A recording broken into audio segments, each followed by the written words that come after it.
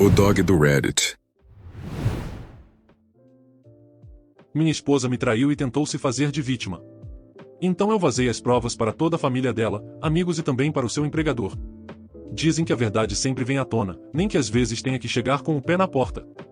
Bem, eu sou um homem de 47 anos, e atualmente sou casado com a Elisa, uma mulher de 43 anos. Estamos juntos há 12 anos e temos 2 filhos juntos, de 9 e 6 anos. Tínhamos um casamento estável até então. Uma família aparentemente feliz, com ambos trabalhando, crianças em boas escolas, finais de semana passados em casa ou em curtas viagens esporádicas, fora uma ou outra viagem maior anualmente. Ou seja, uma vida muito normal, sem luxos, mas boa. A Elisa trabalhava como representante de vendas para uma marca de cosméticos, e eu atuava na área de marketing. Há um ano, ela conseguiu uma nova oportunidade de trabalhar como representante de vendas farmacêutica. Foi um avanço, pois o cargo significava ganhar mais dinheiro. Além do salário base, ela passou a receber uma comissão generosa. Eu pensei que, com o aumento da renda familiar, nossa vida melhoraria. O que eu julguei ser uma mudança positiva acabou me dando muita dor de cabeça. Era um cargo exigente. Um novo ambiente de trabalho implicava um novo conjunto de clientes, novas relações para construir e novas rotinas para se adaptar. O estresse e a frustração dela faziam algum sentido. Inicialmente, ela compartilhava comigo as dificuldades de ingressar nesse novo campo e aprender coisas novas. Ela reclamava dos colegas de trabalho e do gerente, por horas às vezes, o que sempre achei que era o que as esposas faziam. Mas, com o tempo, ela se afastou, parando de dividir as questões do trabalho, dizendo que era sempre a mesma coisa e nada de novo. Devíamos ser parceiros, mas ela passou a parecer mais uma estranha. Ela trabalhava mais horas, alegando que era um requisito do cargo. Chegava em casa tarde, cansada e frustrada, mal conversando comigo ou com as crianças. Ela sempre tinha uma justificativa, fossem reuniões, conferências ou lançamentos. Eu queria confiar nela, realmente queria. Mas a confiança não se sustenta diante dos fatos concretos. Nossa intimidade desapareceu. Ela estava sempre chateada ou cansada demais ou sem disposição. Nesse momento eu já sabia que ela estava definitivamente tramando algo, e não podia mais ignorar esse sentimento. Havia sinais por toda parte, só um tolo deixaria passar. Num domingo, enquanto ela se arrumava para o trabalho, eu decidi, e naquele era o 3º domingo do mês em que ela trabalhava. Eu não ia mais ficar parado na escuridão. Segui o carro dela, mantendo distância. Em vez de seguir para o escritório, ela entrou em um bairro residencial e estacionou em frente a uma casa. Meu maior medo se confirmou. Depois que ela entrou, passei de carro pelo local e descobri que era a casa de um médico. Então, pensei, e se fosse uma visita relacionada ao trabalho? Mas, por que ela ficaria lá por horas? Eu poderia ter ido até a casa batendo a porta para exigir respostas, mas mesmo naquele momento de vulnerabilidade, sabia que ela poderia usar isso contra mim. Obviamente, se eu batesse a porta, a pessoa não apareceria despreparada para responder, e isso poderia facilmente ser explicado como um cliente que tinha uma reunião com ela ou algo do tipo. Eu precisava de provas sólidas, pois, a essa altura, eu já estava decidido a deixá-la e o divórcio envolveria uma disputa pela guarda. Precisava de evidências fortes e abundantes. Quer gostemos ou não, a lei tem favorecido as mulheres, e eu sabia que qualquer movimento em falso poderia me prejudicar. Então, controlei meus impulsos e esperei, planejando o que fazer a seguir. Quando ela saiu, estava nos braços dele. Ele a deixou no carro e a beijou, consegui gravar o beijo naquele momento com a câmera do meu celular. Nos dias seguintes, acompanhei seus movimentos e observei sua rotina, vendo como ela transitava entre reuniões profissionais e escapadas secretas. A maioria dos médicos que ela visitava era durante o horário de trabalho, mas havia alguns que ela visitava fora do expediente ou em suas casas. 2 vezes, havia ido a um hotel com um deles. Seu comportamento mudava completamente na presença desses homens. Ela não era apenas uma simpática e educada representante de vendas mantendo relações profissionais. Ela demorava demais na porta, se agarrava a eles e os beijava na despedida em seus lábios, não um beijo amistoso, mas um beijo amoroso. Gravei cada detalhe e documentei tudo. Até um cego poderia perceber que não se tratava de trabalho. Isso já era suficiente para mim. Sou um homem simples, não brinco e não fico com joguinhos. No 3º dia em que ela voltou para casa, confrontei-a. Não levantei a voz, não gritei nem exigi respostas, apenas expus tudo, em todos os fatos e evidências.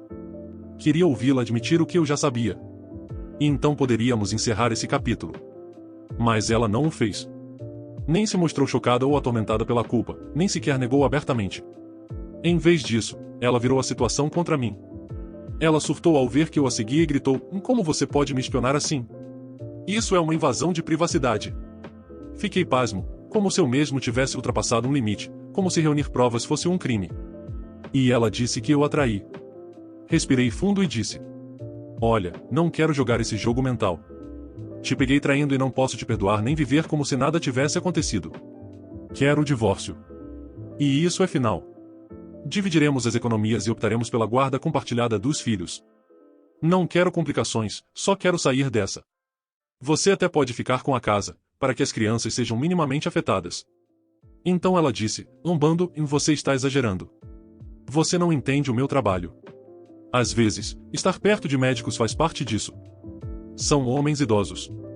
E, sim, às vezes esses velhos se mostram um pouco amigáveis. Mas não há nada com que se preocupar. Eu respondi, se o seu trabalho exige que você seja uma mulher do job, e durma com esses velhos, e você está de acordo com isso, então diz tudo o que preciso saber. E eu não concordei com isso. Ela tentou minimizar, dizendo que aquilo era necessário para o trabalho e se fazendo de vítima, mas eu já tinha ouvido demais. Então eu disse: não preciso de justificativas. Já passamos da fase de conversa.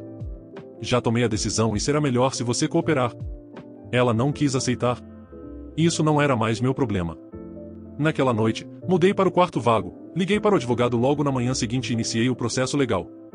A parte mais difícil agora são nossos filhos. Ela os está usando como seu último escudo, sua última arma, implorando para que eu repense a decisão por causa deles. Não vou mentir, essa parte dói. Toda vez que olho em seus olhos, me pergunto se estou despedaçando o mundo deles e arrancando o conforto de viver com os pais. Também sei que permanecer nesta casa com essa mulher lhes faria mais mal do que bem. Eles merecem um pai que não esteja afogado em amargura ou decepção. Já faz uma semana que estou dizendo para ela sentar e conversar com as crianças, já para prepará-las para essa mudança, mas ela definitivamente está enrolando, provavelmente achando que talvez eu mude de ideia. Então, basicamente esses foram os motivos pelos quais eu decidi vir aqui até o Reddit, expor esse meu problema e buscar algum conselho. Alguém teria alguma dica de como dar esse tipo de notícia às crianças? Algo que eu deva ter em mente? Novamente, qualquer conselho ou sugestão é muito bem-vindo. Primeira atualização. Obrigado pelo apoio, pessoal. Recebi muitas informações e sugestões, e com isso acredito que obtive ainda mais clareza sobre a minha situação, através dessa comunidade. Pois bem, quanto à atualização, devo dizer que a Elisa ainda estava enrolando a conversa com as crianças, dizendo que precisava de mais tempo para se preparar mentalmente. E então chegou o aniversário do nosso filho mais novo e ela não quis estragar o dia para ele. Ela achava que, se continuasse a me culpar, fingindo ser a esposa devastada, eu acabaria cedendo, desmoronando e concordando em nos reconciliarmos. Ela não percebeu que eu não era mais o mesmo homem, e quanto mais ela se agarrava, mais isso me irritava. Eu já tinha tomado minha decisão e não ia permitir que ela me manipulasse a ponto de eu repensá-la. No dia seguinte ao aniversário do nosso filho, marquei uma consulta com um psicólogo infantil e informei que, se ela não comparecesse, eu ficaria com as crianças e lidaria com tudo sozinho. Ela não teve escolha a não ser aceitar. Acompanhou-me, ainda tentando se fazer de vítima, choramingando como se aquilo também fosse difícil para ela.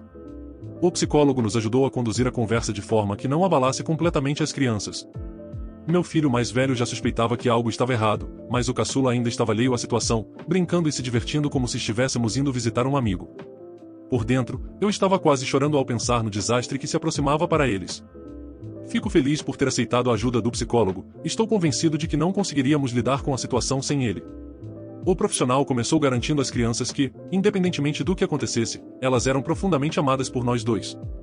Expliquei cuidadosamente que sua mãe e eu não estaríamos mais juntos como casal, mas sempre seríamos seus pais. O mais novo ficou confuso e sem entender, enquanto o mais velho começou a chorar imediatamente ao ouvir a notícia. Nós o abraçamos e asseguramos que ele não seria negligenciado, nem por um momento sequer. Ele chorou e disse, e então, não moramos mais juntos.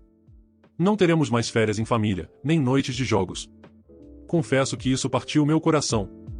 Eu gostaria de poder esquecer tudo e continuar vivendo como uma família, mas isso era impossível. A única saída era aceitar essa dura verdade e seguir em frente. O caçula se juntou ao irmão e chorou dizendo que também não queria viver separado de nós. Ele ficava entre me abraçar e abraçar a mãe, querendo os dois. A Elisa chorava ainda mais forte e implorava diante deles. Ela ainda me disse: podemos, por favor, não fazer isso? Olhem para eles. O psicólogo levou-a para fora e, talvez, tenha conseguido fazê-la refletir e parar de me transformar no vilão diante das crianças, insinuando que eu era o responsável por destruir nossa família. Eu peguei os dois filhos no colo e garanti que as coisas seriam diferentes, mas que ainda faríamos todas aquelas atividades, só que de um jeito novo. Continuaríamos sendo uma família, apenas não mais morando na mesma casa. O psicólogo nos orientou a reforçar que aquilo não era culpa deles e que, como pais, os amávamos imensamente. Deixei claro que essa decisão não era por causa deles e que nada mudava o quanto os amávamos. Garantimos que eles teriam 2 casas e que ambos continuaríamos envolvidos em suas vidas tanto quanto sempre estivemos. Não foi nada fácil. Esse é o aspecto mais difícil do divórcio. Os casais com filhos costumam suplicar que não se façam mudanças drásticas pelo bem das crianças. Depois da sessão, levei as crianças para a sorveteria favorita e tentei alegrá-las, mas ambas continuavam abatidas. Enquanto isso, eu já tinha arrumado um lugar para mim. Comecei a levar minhas coisas para lá. As crianças ficavam tristes, mas as envolvi na mudança, para que não se sentissem excluídas, e para que também não pensassem demais. Não me mudei imediatamente, mas lhes dei tempo para processar a mudança. Elas sabem que podem ficar comigo sempre que quiserem, e esse novo lugar é a segunda casa delas. Apesar de tudo, a separação final não foi fácil, pois elas desabaram quando deixei as últimas caixas e pertences. Chamavam por mim, pedindo para que eu ficasse ou as buscasse. Atendi algumas vezes, mas depois estabeleci um limite. Eu não poderia mais ficar naquela casa. Agora já se passaram alguns meses. O período de espera terminou e o processo legal começou oficialmente. As crianças parecem estar melhor, com menos crises emocionais. Já as recebi em minha casa 2 vezes, o mais velho quis pernoitar, mas o caçula precisou da mãe, então as deixei voltar para lá à noite. Atualmente, elas estão morando principalmente com a mãe, pois não quero que passem por muitas mudanças. Pelo menos, elas permanecem na mesma casa para não sentirem que a vida virou de cabeça para baixo. Continuamos com sessões de terapia, tanto individualmente para as crianças quanto em família, para garantir que se sintam seguras e apoiadas. Enquanto isso, a Elisa ainda guarda esperança de reconciliação. Sempre que vou buscar ou deixar as crianças, ela tenta, de alguma forma, jogar a culpa em mim, dizendo que estou destruindo a família. Mesmo que as crianças estejam sem dormir e ansiosas por causa do divórcio, ela continua me enviando vídeos sobre os problemas psicológicos que crianças de famílias desfeitas desenvolvem. Por um tempo eu ignorei esses recados e agi como se ela não existisse. Contudo, quando passou a ser demais, disse a ela que mantinha a comunicação aberta por causa dos filhos e que ela não deveria explorar isso. Somos apenas copais e nada mais. Quanto antes ela entender isso, melhor para ela. Uma noite, ao buscar as crianças, ela me pegou desprevenido. Em vez das habituais indiretas passivo-agressivas, tentou uma tática diferente que me deixou furioso. Ela ficou na porta com um sorriso presunçoso e disse, sabe, eu poderia lutar pela custódia total. Eu a encarei e perguntei, você realmente quer jogar esse jogo? Ela deu de ombros e respondeu, estou apenas dizendo que os juízes costumam favorecer as mães. Se eu contar que você tem se comportado de forma errática, que é você quem destruiu o casamento com suas questões de confiança, eles vão acreditar em mim. Posso dizer que você me espionou, me perseguiu. Isso não parece nada bom, não é? Então eu disse. Quero que você pare. Ela sorriu de lado e disse, o quê? Achei que estávamos só falando. Ela estava me testando, tentando ver se eu perdia a paciência e dizia algo que pudesse usar contra mim depois. Mas eu não ia dar a ela essa satisfação. Respirei fundo e disse, olha, não quero tornar tudo mais feio do que já é, mas se você acha que vou recuar só porque está me ameaçando, você está enganada. Tenho provas suficientes para comprovar o que você fez e não acho que um juiz vá olhar com bons olhos para uma mãe que passa os finais de semana se envolvendo com médicos, em vez de estar com seus filhos. Ela não teve resposta para isso. Em vez disso, bateu a porta ao meu lado enquanto eu levava as crianças até o carro. O trajeto de volta para casa foi silencioso. Meu filho mais velho fitou a janela, perdido, enquanto o caçula cantarolava baixinho uma canção. Quando chegamos ao meu apartamento, meu filho mais velho, hesitante, perguntou, pai, vocês vão se reconciliar, como a mamãe diz? Partiu o meu coração ao destruir essa esperança, mas eu precisava ser sincero. Respondi. Ninguém vai se reconciliar. Nós não vamos ficar juntos. A mamãe está precisando de tempo para aceitar isso, mas a verdade é que não podemos ficar juntos. Ele ficou em silêncio por um momento antes de concordar lentamente com a cabeça. Tudo bem. Foi isso. Sem mais perguntas, sem insistências por uma esperança que não existia. Ele estava aceitando, assim como eu. A Elisa poderia lutar o quanto ela quisesse, mas a realidade agora já estava mais do que clara para todos. Alguns comentaram que eu estava sendo fraco demais e que deveria simplesmente ignorar a traição. Outros disseram para eu só deixar tudo para trás. Amigos, como eu gostaria de poder fazer isso, desaparecer sem deixar rastros. Mas infelizmente eu não posso. Não posso aceitar uma traição, e também tenho 2 filhos pequenos, e não posso abandoná-los, não importa o quão difícil seja encarar o rosto dela. Eu preciso, pelo bem das crianças, encontrar um pouco de paz. Essa é minha decisão, e acho que não preciso justificá-la ainda mais para ninguém. Segunda atualização. Consegui o que alguns de vocês estavam pedindo. Vingança. Eu não queria, mas ela me deixou sem escolha, e eu a fiz pagar por tudo. A conversa que mencionei na minha última postagem ecoava na minha cabeça sem parar. Eu não conseguia aceitar aquilo. Ela estava me ameaçando. Foi ela quem bagunçou tudo sem pensar no nosso casamento. E mesmo agora, durante o divórcio, ela se recusava a assumir a responsabilidade. Em vez disso, agiu de forma maliciosa. Está forjando a narrativa, pintando-se como vítima e espalhando mentiras de que eu era o responsável por arruinar o nosso casamento. Ela entrou em contato com meus amigos e familiares, alimentando-os com mentiras. Segundo o que eu ouvi que ela disse, eu era um marido louco que espionava a esposa inocente, e decidiu se divorciar por meras suspeitas. Ela distorceu a verdade, afirmando que eu desaprovava sua profissão porque era inseguro em relação ao seu sucesso. Como se eu tivesse acordado um dia e pensado, sabe de uma coisa? Vou destruir minha família só por diversão. No começo, quando ouvi isso, ignorei. Não senti a necessidade de me justificar. Mas, depois, fui encurralado pela minha própria família e amigos, que não faziam ideia do que realmente aconteceu. Os pais dela me acusaram de ser inseguro por causa de como ela dirigia a sua vida. Até os meus pais disseram que eu deveria ter enxergado as coisas com olhos mais abertos, e que as pessoas têm que ser educadas na função de vendas. Você não deveria invadir a privacidade dela. Foi o que eu ouvi um dia. Eu estava furioso. Ela interpretou perfeitamente o papel de esposa indefesa e injustiçada. As pessoas começaram a duvidar de mim. Uma noite, fui buscar as crianças e meu filho mais velho nem sequer quis me olhar nos olhos. Ele estava frio e distante, algo completamente fora do seu caráter. Quando perguntei, de forma suave, o que estava acontecendo, ele murmurou hesitante. Mamãe disse que você não a ama mais. Disse que está nos obrigando a deixá-la porque está bravo com o trabalho dela. Senti meu sangue ferver. Essa mulher estava agora envenenando a mente dos meus filhos.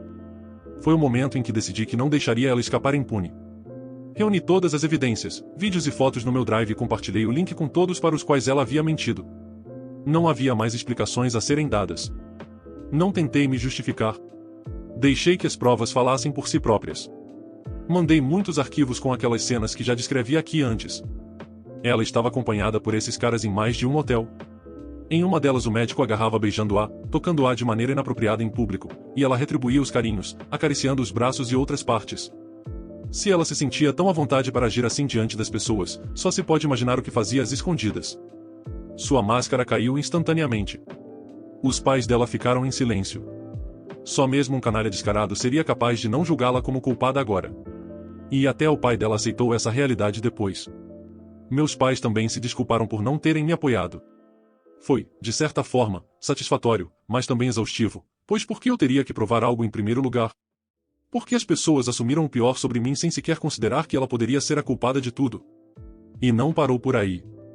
Quando todos se voltaram contra ela, ela tentou subornar e manipular as crianças com o dinheiro que ganhava ao se envolver com os médicos de barriga protuberante. Ouvi uma conversa entre meus filhos enquanto brincavam. Então, posteriormente, o meu filho mais novo perguntou ao outro: "Você acha que a mamãe vai comprar um PlayStation novo pra gente?" E o mais velho respondeu: "Sim, ela disse que vai. E também um helicóptero de controle remoto e uma bicicleta nova. Ela vai ser promovida em breve e aí teremos mais dinheiro. Ela também disse que vai nos levar para Disneyland e para um cruzeiro." Eles ficaram animados e riram. Então, o outro pediu silêncio para que o irmão não falasse alto. "O papai não pode ouvir isso. Ele não pode ir com a gente." Depois, o caçula sussurrou, todo empolgado: "A mamãe é a melhor, mas se o papai quisesse, ele poderia tentar ganhar tanto quanto a mamãe. Daí a diversão seria dobrada." Eu me senti tão amargo, não por inveja do sucesso dela, mas porque ela estava alimentando as crianças com a ideia de que eu ganhava menos que ela. Ela tentava insinuar que eu era inferior. Sem contar que estava mudando o jeito inocente que meus filhos tinham até então. Ela destruiu a família por causa do trabalho e agora manipulava meus filhos, fazendo-os acreditar que eu não podia lhes proporcionar uma vida boa como ela. Eu não iria permitir que isso continuasse. Ela não merecia, depois de tudo o que fez. Então, enviei por e-mail todas as evidências também para o departamento de recursos humanos dela. Obviamente, nenhuma empresa quer que sua funcionária durma com os clientes. Pelo menos, não esperam que ela seja pega e exposta. A empresa não reagiu bem e a demitiu. Ela não faz ideia de que fui eu quem vazou as provas, ao menos eu acho.